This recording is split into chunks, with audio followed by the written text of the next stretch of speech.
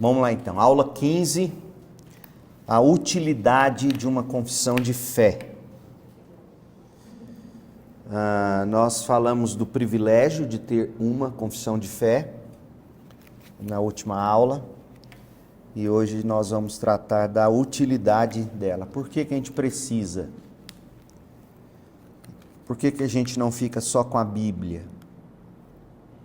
Não é? Por que que a gente acaba adotando uma confissão de fé? E a explicação eu acho que já é óbvia, né? Desde que a gente começou essas aulas. A partir do momento que você tenta articular qualquer pensamento sobre qualquer coisa na Bíblia, você já vai estar fazendo o que a gente chama de teologia. A pergunta, portanto, será: está sendo uma boa ou uma má teologia? Não é? Então, a gente acaba fazendo declarações de fé, por natureza. Amigo do seu João pergunta para ele: o que significa, seu João, crer em Jesus? A Bíblia fala que nós devemos crer em Jesus. O que significa crer em Jesus? A partir do momento que ele parar para explicar, ele estará formulando uma doutrina. Tá claro? A não ser que ele abrisse a Bíblia num versículo específico e apenas lesse o versículo. Aí ele estaria lendo a Bíblia. Mas no momento em que ele fechasse a Bíblia para explicar aquele versículo, ele já estaria fazendo uma doutrina, ou buscando fazer uma doutrina. Estaria articulando, portanto, uma declaração de fé, uma confissão de fé. Fé no Novo Testamento, ela tem pelo menos dois sentidos, né? Fé é o conteúdo daquilo que a gente crê. Em Judas, versículo 3, o apóstolo fala da fé que uma vez por todas foi entregue ao povo santo. A fé ou seja, o conteúdo de doutrinas, o conteúdo de informações. Então, fé tem esse sentido. E fé também tem o sentido de se abraçar Jesus, ou crer em alguma coisa. Então é o sentido objetivo, o sentido subjetivo. O sentido objetivo de fé é o conteúdo daquilo que a gente crê. Por isso a gente chama declaração de fé. Uma declaração do conteúdo que nós cremos. E fé também tem um sentido subjetivo, é a nossa confiança nessas verdades que a gente tem articulado. Está claro isso? Então tem o conteúdo e tem a confiança no conteúdo. Isso é fé. Fé é o conteúdo do que a gente crê. E também fé é a nossa confiança nesse conteúdo. Certo? Por isso que a gente chama de declaração de fé ou confissão de fé. O livreto, que eu não sei quantos já tem, parece-me que acabou, e a gente, portanto, vai providenciar mais. Nesse livreto, nós temos a nossa confissão de fé e o nosso pacto. A confissão de um conteúdo que nós cremos. Isso é confissão de fé. Declaração de fé, mesma coisa. É a declaração de um conteúdo que nós cremos. E aí nós temos dito que nós somos confessionais. Ser confessional é ser alguém que confessa algo. Confessa um conteúdo. Confessa uma verdade. Né? Então, tratando da utilidade da confissão de fé, eu quero que você pense o seguinte. Na aula passada a gente disse que uma confissão de fé ela tem que ser amada, não é? Ela tem que ser amada. Amada pelo que ela traduz para nós. Assim como a gente ama ouvir um bom sermão, assim como a gente ama ouvir um bom pregador, interpretando para nós e aplicando para nós a Bíblia. Ela deve ser amada pelo que ela é, mas também pela sua utilidade, tanto na vida do crente, quanto no testemunho e na edificação da igreja. Muitas obras excelentes já trataram desse tema, confissão de fé. Samuel Waldron, por exemplo, ele escreveu um comentário da Confissão Batista de 1689, que é a confissão mais extensa, de onde essa nossa pequenina é derivada. Não é? Uma confissão dos batistas de 1689. Então ele fez uma exposição moderna da confissão, ou seja, ele comenta artigo por artigo dessa confissão, frase a frase, e ele apresenta 4 usos específicos de uma boa confissão. Esses usos, nós vamos estudá-los adiante. Hoje eu quero apenas destacar para vocês. Então, por que a gente adota uma confissão de fé? Primeiro, ela auxilia na afirmação pública e na defesa da verdade. O que isso significa? Ela auxilia na afirmação pública e na defesa da verdade. Ou seja, ela traz uniformidade. O que é fé? Aí você vai e lembra do que a gente resumiu na nossa confissão de fé. Quem é Jesus Cristo? Quem é Deus?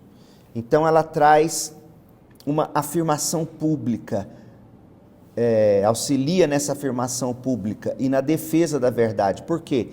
Porque a gente vai, a partir dela, defender nossos pontos essenciais.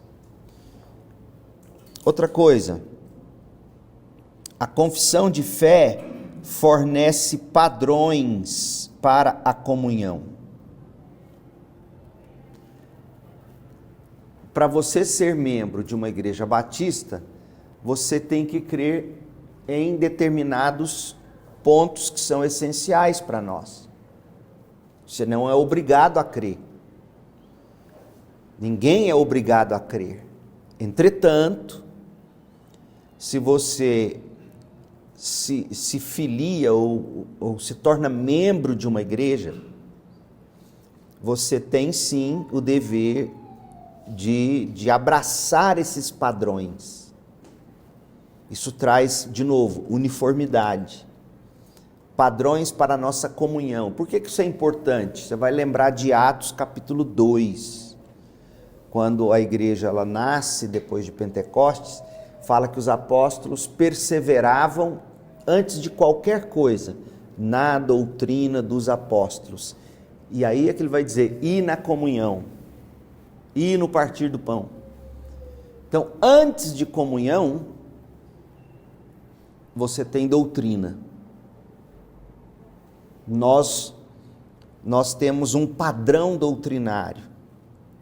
E esse padrão doutrinário, ele precisa ser por nós abraçado, adotado. Por exemplo, o que nós cremos sobre Jesus Cristo é bem diferente do que um mormon crê. E ele vai se declarar cristão. O que nós cremos sobre Jesus Cristo é bem diferente do que um testemunha de Jeová crê. O que nós cremos sobre salvação é bem diferente do que católicos romanos creem.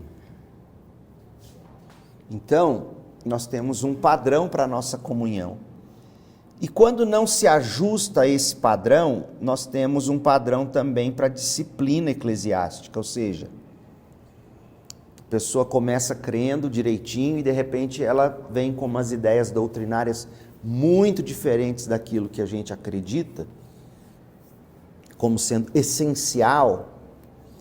E aí essa pessoa, depois de admoestada, depois de exortada, ela então é desligada, se ela não se arrepender e não dizer, não, eu vou mudar. Eu vou mudar.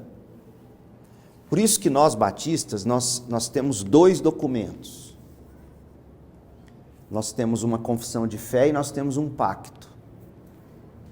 Na ata de fundação desta igreja, que está afixada na entrada do nosso templo, lá diz que no dia 18 de junho de 1944, num culto aqui, não sei se exatamente aqui, ou se no primeiro lugar onde a igreja começou, eu não sei te dizer, mas quando a igreja se reúne pela primeira vez para se formar igreja, ela adota a confissão de fé e ela adota o pacto. O que é a confissão de fé? É a síntese do que a gente crê. E o que é o pacto? É o nosso compromisso de viver de acordo com o que a gente crê. Esse é o pacto. É uma aliança. Você faz uma aliança no casamento. Você faz uma aliança como membro de igreja. Então, quando você não se conforma com esse padrão, o que acontece? A gente aplica a disciplina. Você tenta, você conversa, você fala com a pessoa, mas ela não muda de vida, ela não demonstra interesse. Então ela é disciplinada, ela é desligada. E foi Jesus quem orientou assim. Não é a gente que inventa. Está lá em Mateus capítulo 18. Se um irmão pecar contra você, você vai lá em particular e exorta. Conversa. Se a pessoa mudar, glória a Deus. Se não mudar, você vai com testemunha. Por isso que às vezes na cabeça de muita gente crente é gente enxerida. Uma coisa é ser enxerido. Tem enxerido lá no sul? O que é enxerido lá no sul? No caso é uma pessoa que se mete na vida dos outros. Isso. Mas o que é meter na... Da minha cidade. Lá tem? Que tamanho é a sua cidade? Quantos habitantes? Não chega a 2.000. Deve ter muito... 2.000. Deve ter muito enxerido. É igual gente de família, né? Família tem muito disso. Qualquer família. Então, ser enxerido é ficar se metendo aonde não deve. Isso é o enxerido. É se meter aonde você não deve meter. A sua colher. Agora, nós como crentes somos chamados pela Bíblia a nos metermos em algumas circunstâncias. Por quê? Porque nós cuidamos do testemunho uns dos outros. A sua declaração de fé, a sua confissão de fé, ela não é uma coisa só sua.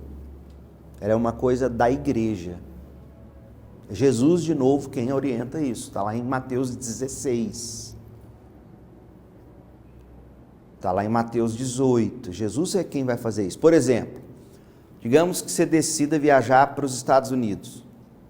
Você vai precisar de 2 coisas. 3, passagem de avião. E nisso aí envolve dinheiro para comprar, para gastar lá, etc. Você precisa ter um passaporte. Você precisa ter o visto americano. Por exemplo, digamos que você tem o dinheiro e compre a passagem. Você sequer sairá do país se você não tiver um passaporte. O que é o passaporte? É a declaração do país dizendo: você não deve nada, não tem problema algum, você é um brasileiro legítimo, em bom estado com o governo, a sociedade, etc., nós atestamos que você é um brasileiro de bem. Não é isso que diz o passaporte, em suma, em síntese? A União, o Brasil, a Justiça, a Polícia Brasileira está dizendo que você, está atestando que você é um cidadão de bem e que é seguro. Pode sair do país porque não deve nada. E pode entrar em qualquer país porque nós atestamos que você é um bom cidadão. O visto americano, ele vai dizer o quê? A gente confia nisso, na sua declaração, pode entrar. Então vamos lá. O fato de você se declarar cidadão brasileiro não é suficiente. Tenta sair do Brasil, a não ser que você saia escondido, fugido, mas tenta sair do Brasil passando pela Polícia Federal e ela disser, cadê seu passaporte? Você vai dizer, não, eu sou brasileiro. Eu nasci aqui, eu nasci em Goiânia. Eu não devo nada para ninguém. Ele vai dizer, tá, tudo bem, mas cadê seu passaporte? Porque veja, nem a sua cidadania nacional é uma declaração que só você faz. Assim é o fato de ser cristão. Você não basta você dizer sozinho, eu sou crente. Você precisa do passaporte, ou seja, você precisa da declaração da sua igreja que olhando para você, vivendo com você, atesta coletivamente, de fato, o seu João é um dos nossos. Isso se chama, o nosso passaporte é membresia. É Jesus quem fala de ligar e desligar da membresia. Mateus 16, Mateus 18. Paulo vai falar disso em 1 Coríntios 5. E então, quando a gente fala de disciplina eclesiástica, a gente está falando disso. O seu João começou a viver uma vida torta, arrumou uma namorada e namora com ela, faz o que só casado deveria fazer, né, seu João? Desculpa, estou pegando o senhor pela crista. E aí todo mundo sabe que a namorada e ele tá lá, namorido. Aí a gente chega em amor e a gente diz, seu João, não é assim. A Bíblia diz que primeiro é a aliança, é o compromisso, é o pacto. E o sexo pós-casamento, seu João, o prazer sexual é para dizer que um homem e uma mulher em aliança desfrutam de um prazer. Assim como eu e você em Cristo desfrutamos de um prazer. Essa é a grande lição do prazer sexual, a propósito. Por isso até que no céu nós não nos daremos em casamento. Porque o nosso prazer lá será completo. A gente não vai mais precisar de uma parábola, que é o casamento. Outra função do casamento, obviamente, é a procriação, não é? E assim por diante. Então, a gente chega no seu João e a gente explica, seu João não pode ser assim, casa, moço. Entre em aliança com a sua mulher, esse é o propósito bíblico. Aí a gente, tá bom, vou pensar, e não muda. Aí a gente vai lá de novo, conversa. Por fim ele diz, não, você quer saber, eu não vou fazer isso não, papel é coisa dos homens, eu e ela nos amamos, é isso que basta. Aí o que nós vamos fazer? Nós vamos apresentar o caso à igreja e vamos desligar. Então é nesse sentido que é a disciplina eclesiástica. Por quê? Porque aí ao desligar o seu João, isso é muito importante. Nós não estamos dizendo, seu João não vai mais para o céu, a igreja desligou ele. Não. Nós não estamos sequer dizendo se ele é salvo ou não. Nós não temos essa capacidade. Mas nós estamos dizendo algo muito importante. A partir do fruto de vida do seu João, fica difícil para nós dizer que o seu João é de fato convertido. Por quê? Porque seu João, depois de admoestado, exortado, encorajado, ele não agiu para viver de acordo com o que a Bíblia ensina.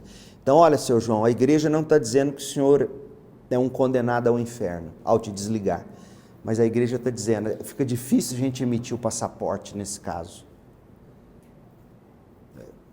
Parece que para nós está confuso, está obscuro ainda. Então, quando a gente desliga alguém da comunhão, seja por que motivo for, pecado, discordância doutrinária, nós não estamos sentenciando a pessoa ao inferno. Está claro isso? Então, essa é a utilidade e fornece padrão para a nossa comunhão. Nós vamos ter comunhão com aqueles que verdadeiramente demonstram estar vivendo pela graça, por meio da fé, vivendo os padrões bíblicos e doutrinários. Alguma dúvida? Alguma pergunta? Está claro?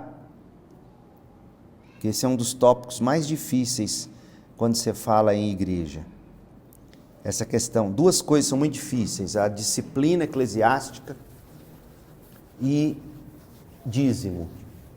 São assuntos muito delicados, mas bíblicos. Por exemplo, a gente evita batizar o adolescente o máximo possível. Por quê? Porque não estamos dizendo que crianças tenham experiências genuínas de conversão. Longe disso. Há casos, e muitos, de criança que se converteu com 6, 9 anos. Muitos exemplos. Mas há muitos e muitos exemplos de crianças, adolescentes, pré-adolescentes que se batizaram na empolgação, porque viram outros amiguinhos se batizar, e porque o pai e a mãe acham bonito e quis agradar, quis fazer igual o papai e mamãe fazem. Então o que a gente costuma orientar? Olha, espera pelo menos até 16 anos. Por quê? Com 16 anos está muito claro se esse adolescente quer ou não seguir Jesus mesmo. Porque a chave vira. A partir de 12, 13 anos, quem é pai e mãe sabe, parece que tem uma chavinha que vira assim, ó, clique. Aí as brincadeiras do pai não são mais engraçadas. Aí parece que o filho quer se distanciar, assumindo a identidade dele ou dela. Então, a partir dessa idade, começa a ficar seguro, 12, 13, 14, 15, 16, então. Já dá para perceber se o Samuel, com 16 anos, ele de fato quer ser batizado, porque ele é crente e professará, e assim vai professar a fé em Cristo. E mais do que isso, ao se tornar membro da igreja, e o adolescente começar a viver uma vida que é pecaminosa, a igreja tem o dever de abordá-lo, como abordou o irmão João. Samuel, não pode ser assim, a Bíblia orienta de outro modo. Sabe o que acontece? Já vi muito isso. O sujeito com 12, 13 anos é batizado, e aí logo ele começa a viver a vida da adolescência pecaminosa. Aí você vai conversar com ele, com os pais, a mãe fala, não pastor, para com isso, é porque é adolescente, isso vai passar. Aí você tenta pôr a mão, aí você tenta falar em disciplina para você ver. Porque se nem o pai e a mãe disciplinam, você acha que eles vão deixar a igreja disciplinar? Nunca. Raras são as vezes que isso acontece. Então a gente tenta deixar. E repito, por que a gente leva isso tão a sério? Porque, primeiro, é o que Jesus ensina em Mateus 18. Segundo, para a gente continuar como igreja declarando que Samuel é crente, que João é crente, que Márica é crente, que eu sou crente, para a gente continuar declarando isso publicamente, a gente tem que ter evidências. Outra coisa que geralmente a gente desliga a pessoa da igreja, porque ela não frequenta. Aí ela vai dizer, não, mas eu estou vivendo bem com Deus. Tudo bem, mas a igreja precisa ver você. Porque o seu testemunho de fé não diz respeito somente ao que você declara sobre sua fé, mas o que a igreja encaminhada. Aí você pode dizer assim, mas pastor, eu conheço casos em que a pessoa frequenta EBD. Como é que é o seu nome? O André frequenta EBD, frequenta os cultos. Mas a gente sabe que a vida dele é torta. Fala, então onde está torta a vida dele? Não, a gente sabe, tá. Mas você sabe como? Você já falou com ele? Já, mas não adianta. Falei, mas o que é torto? Não sei. A gente vê coisas da vida dele. Aí sabe o que acontece quando é casos assim? Ou você, mesmo que você não tenha nada para falar do André, mas você pode pensar assim, mas e quantas pessoas hipócritas frequentam assiduamente a igreja e não são crentes? Aí nesses casos, a palavra de Deus ela é tão bela e completa. Você lembra do texto sobre a ceia do Senhor?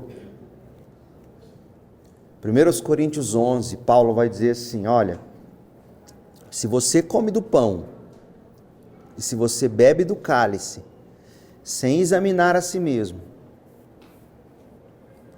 sem de fato estar vivendo em coerência com a Bíblia, você tem que tomar cuidado, porque muitos já morreram por estar vivendo assim hipocritamente. Então, esses casos hipócritas, e a gente sabe que eles existem, não estou dizendo que não existam, esses casos hipócritas, o próprio Deus cuida de tratar. Mas os casos hipócritas, nem sempre a gente enxerga. E por isso nós não temos, como igreja, culpa por não agir. Porque a gente não enxerga, a gente não vê. Parece que é normal, vem nos cultos, frequenta a igreja, dizima, canta no coral, parece que é bom. Mas nós não estamos vendo, mas Deus está. Agora, aqueles casos que a gente vê e não faz nada, a igreja leva a bronca. Está lá em 1 Coríntios 5. Tinha um caso de um moço que tinha caso com a madrasta, dormia com a madrasta. A igreja sabia e não fez nada. Paulo dá a bronca na igreja. Aí a igreja leva a culpa. Peraí. Se vocês não soubessem, se vocês não estivessem vendo nada, Deus trataria disso do jeito dele. Mas vocês estão vendo, está aí. Vocês estão falando que não vão fazer nada por amor, porque ama, está esperando, talvez, porque é muito novo, isso vai mudar. Para com isso, vocês viram, vocês não fizeram nada. Aí a igreja leva a bronca. Então, a confissão de fé, ela serve para isso. Para nos dar padrões para a comunhão e para a disciplina. Terceiro, a confissão de fé, ela existe para estabelecer critérios concisos para a avaliação de ministros da palavra. Critérios concisos para a avaliação de pastores, presbíteros, diáconos, ou seja, se é esperado que o membro da igreja viva de acordo com um padrão bíblico, muito mais é esperado de seus líderes. E, portanto, os líderes, pode ser que a membresia da igreja não conheça de cor é sorteado ou salteado? Salteado. É provável que a membresia não conheça de cor e salteado a nossa confissão, mas um ministro, um presbítero, que é o que ensina, ele tem que conhecer isso aqui. Ele tem que saber o que é isso aqui. Saber para viver, saber para ensinar. Em quarto lugar, a gente precisa de uma confissão de fé porque contribui para o nosso senso de continuidade histórica. Ou seja, a fé que nós abraçamos não é invenção de alguém recente. Não é o caso de um anjo ter vindo do céu e nos dado uma nova revelação, como algumas religiões aclamam que isso aconteceu. Pelo contrário, aliás, Paulo escreve aos Gálatas, dizendo, olha, se um anjo vier do céu anunciando coisa diferente, ele diz mais, ele diz, se um de nós, apóstolos, se um de nós apóstolos, ou mesmo um anjo, vier anunciando algo diferente do que as Escrituras dizem, ele é maldito. Então, todas essas coisas excelentes, e justamente por isso, são alvos constantes da oposição de Satanás. Ou seja, isso aqui que a gente acabou de analisar é tão importante que não é à toa que o diabo ataca a gente com diversas armas. Spurgeon, ele escreveu assim: armas que são ofensivas para os nossos inimigos nunca devem ser deixadas enferrujar. Ou seja, a gente tem que ter um bom conhecimento dessa confissão, dessa declaração e etc. E por ser tão importante essas coisas todas, é que as pessoas costumam atacar isso. Como nós veremos adiante, as duas principais objeções a se ter uma declaração ou confissão de fé. Márica. Pastor, a palavra ele fala sobre o mau testemunho, né? Nós não demos testemunho do que vivemos. É melhor que a gente amarre uma corda, uma pedra no pescoço e se nasce amar. Exato, é o que Jesus diz, né? Vai fazer desviar a pessoa do evangelho, ou até nem vir para a igreja, porque eu não testemunho da pessoa. É o que Jesus diz. Eu recebi uma vez um caso, uma história muito triste, muito feia, de uma mulher que era de uma outra denominação, e o marido também, assim, obreiros top de linha. De onde você veio? Inclusive o seu bispo, né? Liguei para ele. O caso era de um aluguel de uma casa num condomínio. Esse casal morava num condomínio de luxo em Goiânia. Um caso sério, devendo aluguel, devendo condomínio, devendo água, luz, não pagava nada. Aí a proprietária conversou com a gente e pediu se eu conhecia, se eu poderia intervir, e eu, por educação, né, por desejo de ajudar essa mulher, me passaram e eu liguei para o bispo. Eu falei com ele, dei nomes, falei assim, assim. Ele virou para mim e falou assim, vamos mexer nisso não. Me falou um pouco do currículo do moço. Não vamos mexer com isso não. Falei, tá bom, pastor. Não são minhas ovelhas, são do Senhor. O Senhor prestará contas disso. Falei isso para o ancião. Porque é verdade. No mínimo ele deveria chamar e averiguar, certo? Me liga alguém dizendo de um membro da igreja que está devendo condomínio, que a casa está quase sendo leiloada, que lá água, luz, tudo atrasado. Liga para mim falando do seu João, de novo, seu João. Aí eu vou fazer o quê? Eu vou chamar essa pessoa junto com o seu João. Seu João, é verdade isso? É, mais. Fala, seu João, se é verdade, temos que resolver. Eu não consegui ouvir, pastor, quando o senhor falou para ele, qual foi a resposta que ele deu? Vamos deixar quieto, vamos deixar assim. Tá, mas aí o senhor por falou causa que do- o senhor responsabilizou ele? Não, ele não falou nada, fica calado. Ele ficou Tá bom, calado. tá bom. Ele ouve muito isso, com certeza. Nós, da nossa casa, nós somos altamente chocados nessa área por causa de uma pessoa que era pastor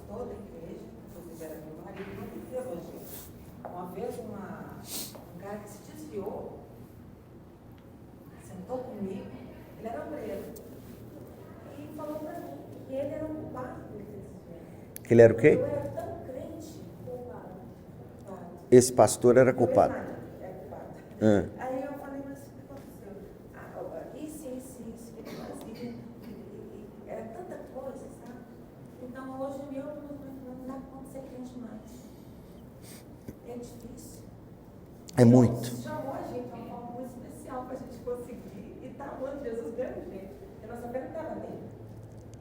É, Estava no Senhor. é verdade. E a gente conseguiu se direcionar a ele. E é lamentável, né? Isso existe e muito. Agora, é importante a gente falar da confissão de fé como padrão, porque, por exemplo, muitas pessoas vão tomar como mau testemunho você tentar aplicar a disciplina de igreja eclesiástica. Muitos vão dizer, peraí, isso não é amor. Muitos vão dizer isso. E eu já tive casos aqui. Um jovem engravidou a namorada, a gente tratou muito bem e tal, e pediu perdão, não desligamos, arrependeram, e ele decidiu que ele queria pedir perdão, ele lá diante da igreja, com a moça, os pais concordaram, belezinha, tudo certinho. Gente da igreja foi mandar mensagem para ele dizendo que absurdo o pastor Leandro ter feito isso. Se fosse o antigo pastor Arildo, que já faleceu, ele nunca faria isso. Aí o irmão respondeu falando assim, irmã, desculpa, mas fui eu que disse para ele que queria fazer assim. Deixa eu só explicar, porque ela não entendeu. Eu só falei isso por causa que o senhor falou que conversou com ele e ele ficou calado.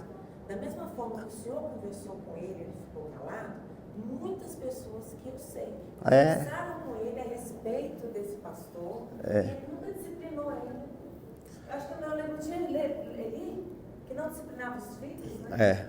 Exatamente. Ele não disciplinava. Exatamente. Não existe isso lá. Então, para muitas pessoas vai ser escandaloso você tentar aplicar a disciplina. Mas o padrão bíblico diz que isso tem que acontecer. Agora, tem que acontecer em amor, tem que acontecer com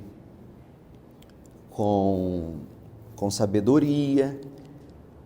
Assim que eu cheguei aqui, teve o caso de uma moça que engravidou, namorado nem crente era, ou era de uma igreja dessas doidas.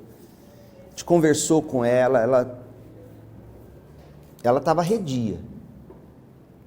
Nós disciplinamos. Os pais dela, que não eram da igreja, vieram me agradecer, porque a igreja procedeu assim. Aí passa um pouco, chega alguém e me dá uma bronca.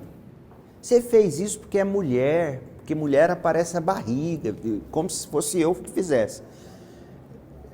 Fulano de tal, já nem é membro da igreja mais. Fulano de tal, que de vez em quando toca na bateria da igreja, você sabia que engravidou a mulher lá no interior? Eu falei, não, que se eu soubesse eu teria tentado tratar. Agora, você sabia e não agiu? Aí ela ficou branca, porque aí o pecado é seu, me desculpe. Não é meu. Eu não sabia disso, eu teria tentado ajudar. Então não venha me dizer, eu não conhecia a história. Não é porque é homem e mulher. É porque não chegou ao meu conhecimento. Agora, se você sabia, você deveria ter agido. Você exortou? Né? Lá em Campinas, uma vez, chegou em mim alguém e falou assim, eu preciso falar com o senhor de um jovem da igreja que está fumando maconha. Eu falei, eu não quero saber disso. Ué, pastor, não quero saber, não é hora de eu saber. É hora de você ir falar com esse jovem, como diz Mateus, porque você vai me contar quem é o jovem, e aí, de repente, eu ajo ou não ajo, ou espero, e você vai falar a culpa é do pastor, porque eu contei para ele e ele não fez nada. Então, você só vai chegar em mim depois de ter ido você, outras testemunhas, não deu certo, aí você me chama para eu acionar a igreja. Agora, não vem conversar, eu não quero saber quem fuma maconha, não. Pergunta se ele exortou, nunca exortou. Foi culpa minha não ter chegado nele depois e cobrar dele, ó, você vai ser disciplinado porque você não está fazendo certo. Então, a confissão de fé de New Hampshire, que é a nossa, é uma arma poderosa, forjada ao longo da história como instrumento de defesa, ensino e consolação para o povo. Todavia, o entusiasmo que muitos demonstram pelas grandes e boas confissões não é compartilhado por todos. Infelizmente, vivemos numa época caracterizada pelo espírito não confessional. O que é o espírito não confessional? O espírito que diz, não, a gente não precisa de uma confissão, a gente precisa só da Bíblia. Quando ele diz isso, ele já está fazendo uma confissão. E por vezes anticonfessional, marcada pelo relativismo existencial, pela resistência à autoridade. Não é isso que as pessoas hoje são? Elas relativizam tudo, elas resistem à autoridade, elas se isolam. O importante é o novo mover de Deus e não o que foi historicamente comprovado. Não, o importa agora é eu e Deus, eu e o mover de Deus. Fuja disso. Isolacionismo histórico, resistência à autoridade, relativismo existencial. Muitos que professam ser cristãos veem as confissões de fé apenas como tradições humanas, meros preceitos forjados por homens ou opiniões religiosas desprovidas de valor permanente. Quem critica assim uma confissão de fé é a mesma coisa que criticar e dizer assim, eu não quero ouvir pastor pregar. Eu vou ler a Bíblia por minha conta. É a mesma coisa. Porque uma confissão de fé nada mais é do que interpretação de diversos homens provados ao longo da história. Então, quem diz que não quer uma confissão de fé, é o mesmo que dizer, eu não quero ouvir pastor pregar, eu não quero ninguém me dizendo o que é certo ou errado a partir da Bíblia. É a mesma coisa. Então, a gente continua no próximo tópico, na próxima aula.